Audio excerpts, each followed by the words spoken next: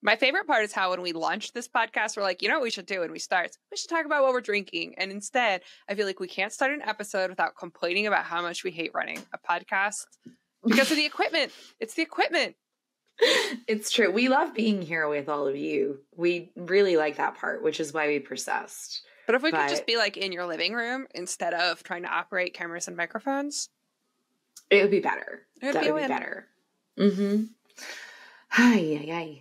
So, I don't know what. Well, I know that this is a fit grab bag, and Jen is surprising me with the fit questions, which is always fun. I am. I don't even have a clever open. But look, I want to talk about what you're wearing first, please. Well, I'm not even supposed to be wearing this, but because of all of our technical issues, I was like, well, I'm going to go do my photo shoot. See you later.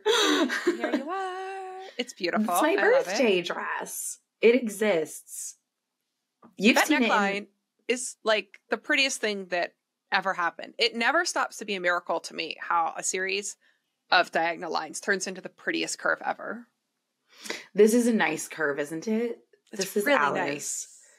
But it's, I mean, I'm not going to say what my hack for doing scoop necks is, but I do have one. I'll tell you behind the scenes. Ooh, secret sauce. What I really like is how the I-cord worked out. It like makes it look like it's shining. The like how many lightness. stitches are in that I-cord? Billion? I don't know. No, I mean, like, is it 2 or is it 3? Or is it 4? Oh, it's 3. It can't be 4. 3? Okay. I always do 3. But this is, I did size down 1 or even 2 needle sizes to do this I-cord so that it would really, because this is a silk linen blend. My original, this dress is based on the Alice tee pattern, if you don't know, and that is an organic cotton tee that I put out over the summer. And I started knitting this dress for myself in, this is Essence of Autumn is the brand of the yarn. And I'm pretty sure it's just silk and linen and no cotton. So I really I wanted the neck edging to be like the perfect tension to hold it all together so that it doesn't stretch out as much, which I feel like is really important when you're doing a scoop neck, especially in a plant fiber, to get that I-cord trim and like keep it contained, because that I-cord will not stretch the way the rest of the garment wants to stretch. Do you know why I'm asking? Why? Because I'm getting ready to put an applied I-cord on a certain plant fiber lace tunic top. Well, there you go. So I recommend experimenting with 2 sizes down for the I-cord, where we would normally, I feel like, do 1 size down a lot of the time. But I would not, because I would not normally do I-cord edging. I'm torn between doing garter stitch and I-cord. I-cord. I don't know. I mean, listen, I like I-cord a lot. I know that piece has some garter stitch details, though. So the garter stitch could be pretty. You're going to have to swatch it. And by swatch it, I mean just do it and see what you like. Do it live. Yeah. It's going to be good. It's too hard to swatch a neckline. I feel like I just apply the treatment and see if I like it. It's so easy to rip out and do again. Yeah. Typically. So with that opening, nothing that we're going to talk about today has anything to do with I-cord or necklines. Or plant fibers. Yeah. No, we're just going to talk about fit. I have 3 things. The first one's juicy and a little long. And this came to me in a DM. I listened to your podcast and through that discovered your patterns. I've never knit a sweater before and plan to start with one of your kids' patterns. Specifically, early sewing caught my eye, but I also fell in love with soft structure. But I decided to put that off until I have a little more sweater experience. But I do have a question about it. I'm a man and I have no breasts. Do you think that the sweater will still look nice on me, or will it fit weird as it's designed for people with breasts, at least as far as I can tell in the pictures? Looked at the schematic, can't quite tell from there. In any case, thank you. Love the podcast. This is a big, juicy topic. That is a big, juicy topic. I sprung it on you. I have an answer. This is my personal advice, and I can't wait to hear what Jen is going to say. But yeah, this is like a let's test Bess's fit knowledge episode, I feel like. But I'm so ready. I'm so ready for the task. So in this case, I don't know this about soft structure, but what I know is that some of your patterns have more stitches in the front than the back, especially in larger sizes, and some of them do not. And so I would check that, first of all, for this person. I don't know their gender, but they can check to see how the stitches are arranged. Usually Jen or I will put a note that says like there are more stitches in the front than the back, but I'm not going to guarantee that's in like every single pattern that has it. So I would double check when you are doing the initial setup. Are you putting more stitches in the front than the back, or are they even? Because you want them to be more even. And then I think if you are sizing for your upper chest measurement, that I would start there, but really I would check a lot of the schematic. And I think, not assuming anyone's gender, but if you were assigned male at birth, you might find more places in the schematic that you might need to tweak. But, you know, honestly, any gender or any sex assignment at birth, you might find places that you're going to want to tweak, having a body that you know is a bit different than the body that the fit model is displaying. What would you say? Yeah, what do you think? That's what I would say. But there are 3 ways I would give more context, right? Just to add on to what you're saying for watchers. I would say there are basically 3 concerns I have whenever someone says to me, I'm a man and I want to knit one of your patterns. First of all, there's 3 ways that we write patterns that are specifically for quote unquote women. And for the purposes of this episode, we have available to us as knitwear designers 2 sizing charts, one for quote unquote men, one for quote unquote women. So that's the language we're going to use. There's a lot of variability between those 2 populations. And then if you layer on people who have gender nonconformity, we have even more variation. But we as designers have population level data for 2 populations. And so that's what we have to design with. So if we're designing something for women, using the women's chart, that typically means that we are designing for a body with breasts. And the size charts that we have that are based on population data have those sizes having larger breasts for larger sizes. So somebody with a 28-inch full bust is going to have a very small cup size. Somebody with a 70-inch bust is going to have a much larger cup size, right? And so, yeah, and shout out to all of the episodes we did on the Carol bralette and around that time, where we kind of got into detail about that and what that means. Yeah. So when we're talking about quote unquote women's, I'm going to stop saying, I'm just going to start saying women's patterns. When we're talking about women's patterns, they're going to increase more rapidly from the neck to the full bust. Mm-hmm. So they're going to have an assumption about how big your torso is up at the top and an assumption about the full chest.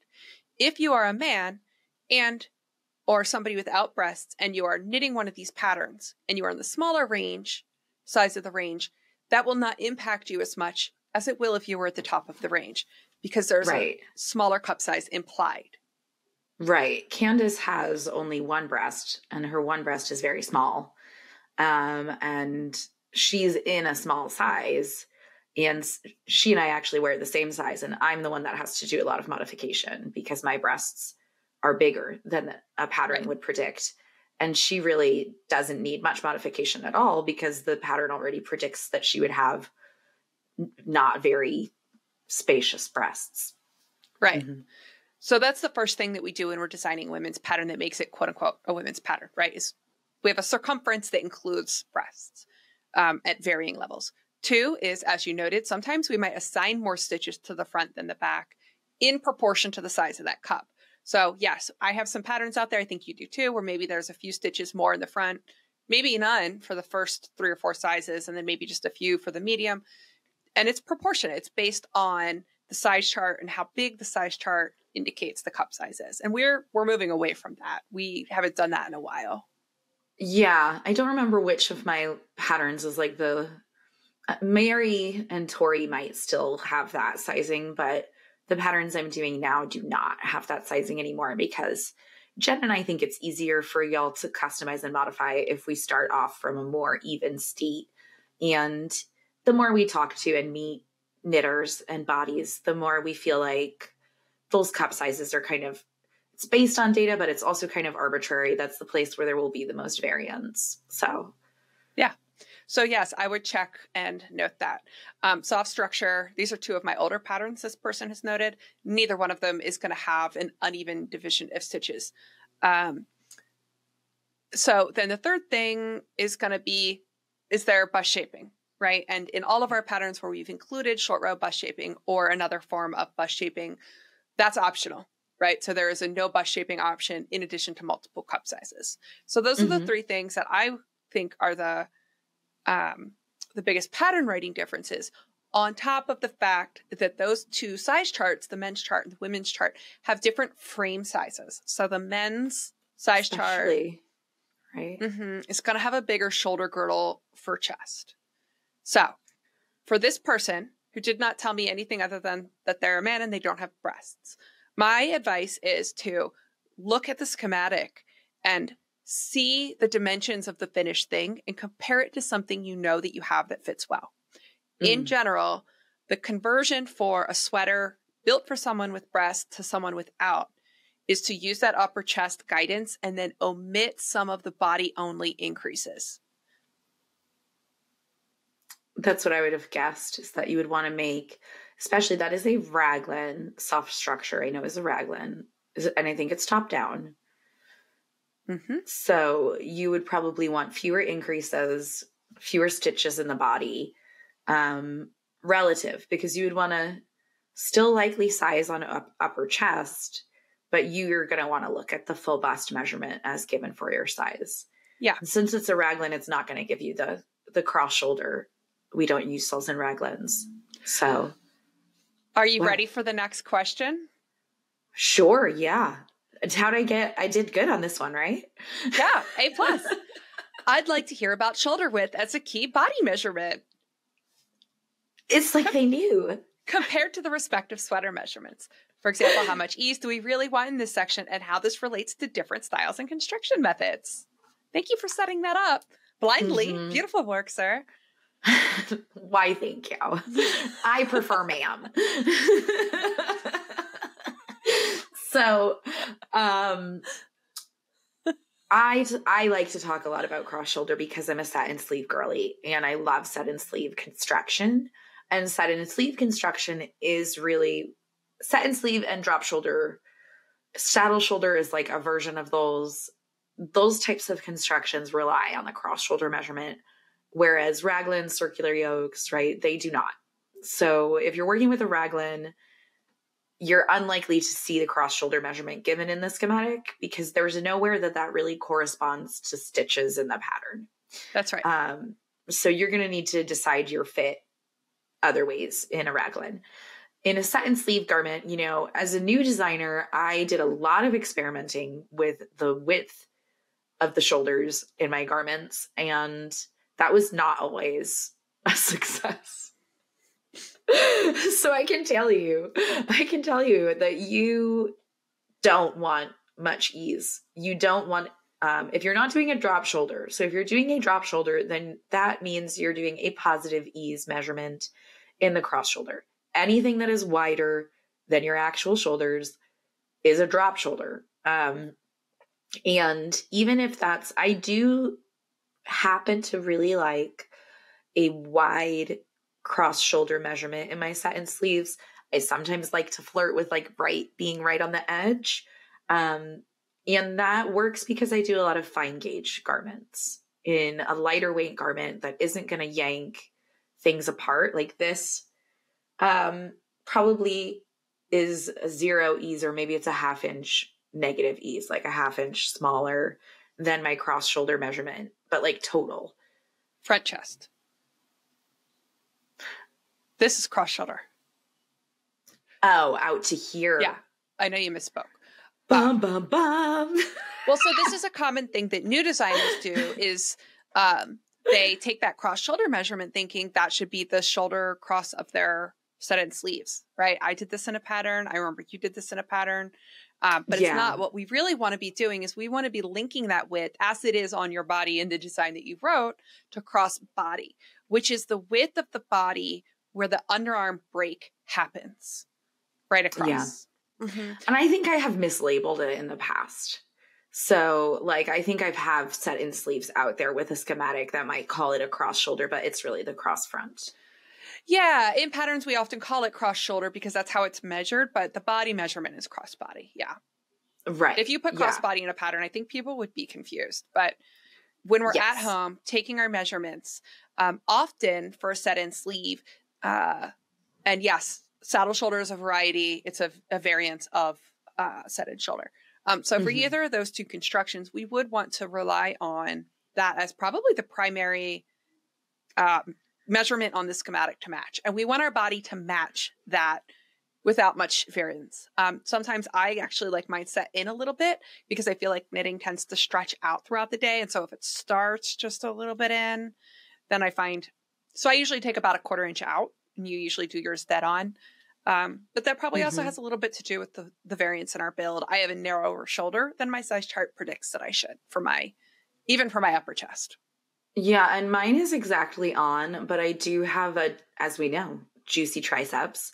And I feel like that adds some width to like the upper part of it's not my actual shoulder, but it's just below that, so having like a little more space there usually feels more comfortable to me. But it depends. I've really started basing that amount of ease there on the heaviness of the sleeve that's attached to it and the width of the neckline. So you can get away with a lot more when you have a narrow neckline. Something like the tee that I'm wearing that has a really wide scoop neck. I really like scoop necks, and I do a lot of scoop neck designs. And if the cross front measurement that we might be calling cross shoulder in the pattern, if that's too wide with a scoop neck, then you're really going to get like falling off the shoulders, even if it is, even if it's the accurate to the schematic distance, it's going to stretch out your neckline. So yeah. And good design will accommodate for that. Good design will plan for that experience of the fabric on your body. But yeah, when we're working with a yoke or a raglan, we need to rely on different metrics. And then we're typically looking for structure in the width of the neck in a round yoke and the depth of the underarm. So just making sure that those measurements really resemble your measurements is going to give you a better fit in those types of garments. Yeah. The cross front and the shoulder, right? That's like the one area where something has to really fit, even if it's an oversized design. You typically want to see that it does narrow down to the actual shoulder measurement so that it hangs well off of, as Jen would say, hangs off the apex of the shoulder cleanly. I would say that. I know. You just said that recently somewhere that we were in a group or on your stories. Who knows? I hear you talk so many places. I do talk a lot. Well, it's just that we're always in the same, rooms. I talk more than you. We know this. I don't know. Anyway. I haven't used a timer. It's such a you thing to say. Without collecting the data, who can tell? Who even knows? We need more data. Yeah. Okay. And so the last question, I answered this in the comments last time, but I thought it would be a fun thing to talk about. I think this is from Kim. Sleeves, knit flat and seamed versus in the round. You've converted me to seams are fine, but sleeves seem to go faster on my 9-inch. What did you read this? Do you know what my response is already? Yeah, that's why I'm laughing because I know exactly what you said. What would Jen say?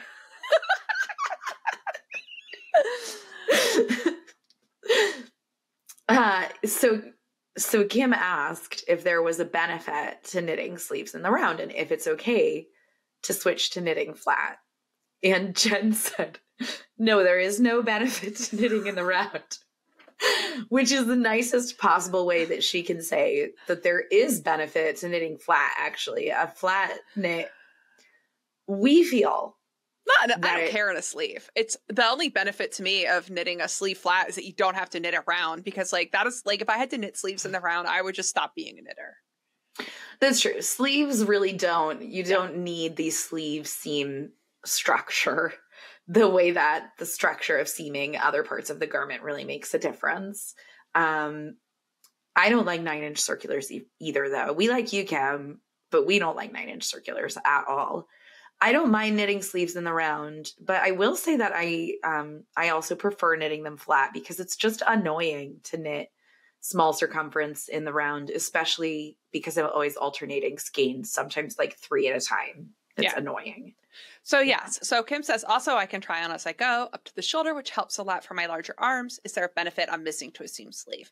And I just wanted to share this out loud on the episode because I know that not everybody reads past the episode comments. And I think that this is a really great question. If you're somebody who doesn't love knitting your sleeves in the round, there's very little. They're not adding a lot of structure. There's not very much benefit. You know, usually there will be 2 stitches, 1 on each side, added to a flat seam so that you can seam them up. So if you want your garment to look like the one in the pattern, you're generally going to want to omit those 2 stitches when you cast on. And otherwise, green light, your go. As Kim said, it's good to know that we can all do whatever we like best. Yes. Yeah. So wait, is Kim pro knitting flat or pro knitting in the round? She's pro seams and knitting in the round. Because those are different.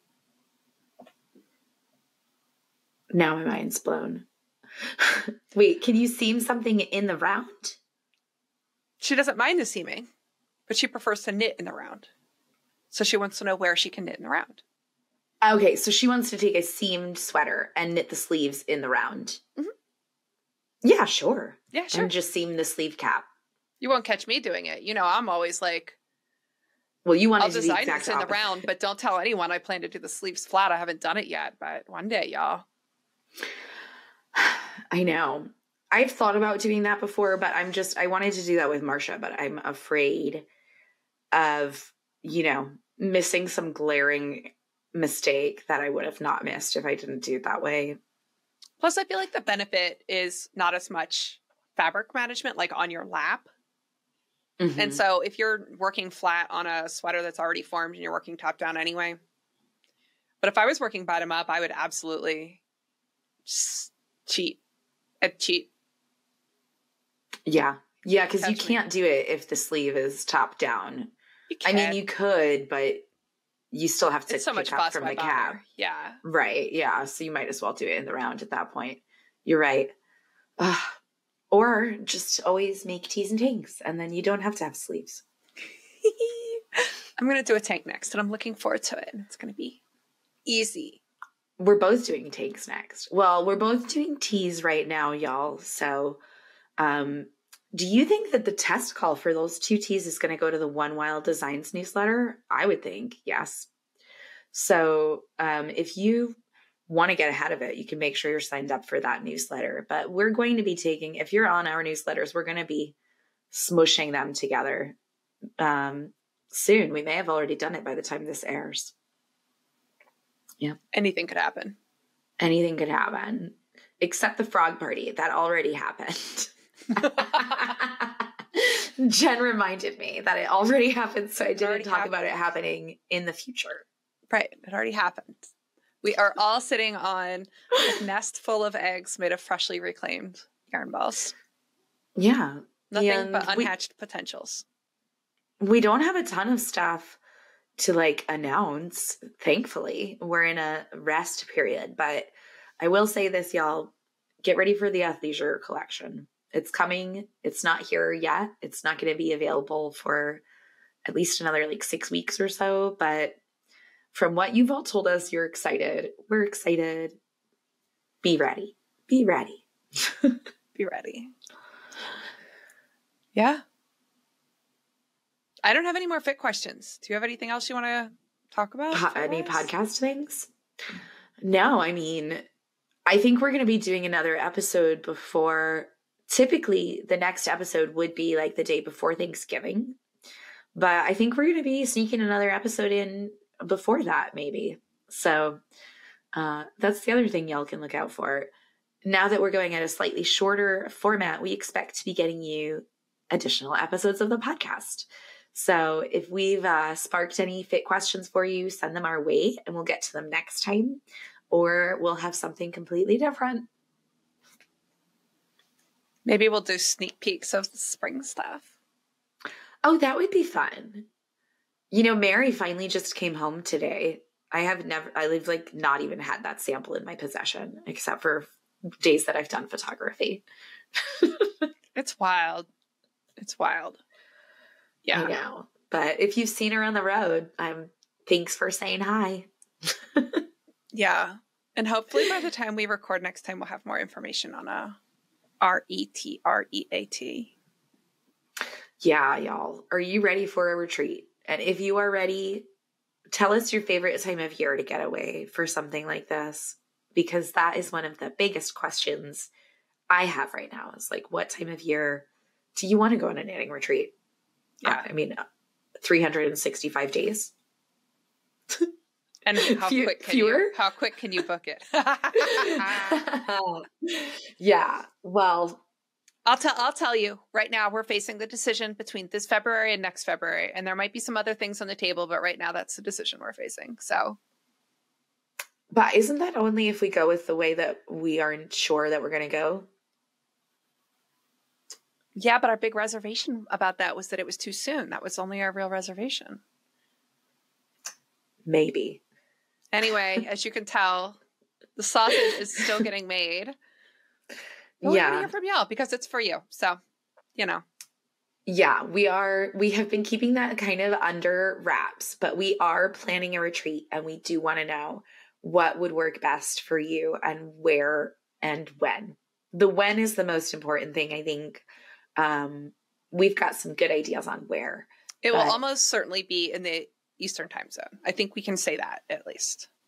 Yeah. Yeah. So tell us what you think. That's all we know. And we've thanks, friends. Time zone. It's fine. It's totally fine. Everything's fine behind the scenes. I feel like this episode has been a lot of watch as co-work. That's okay. This is what it's like. One wild co-working hour. And thanks for joining us for it. We will talk to you. Thank you, everybody. Happy knitting. In 2 weeks or one, to be determined.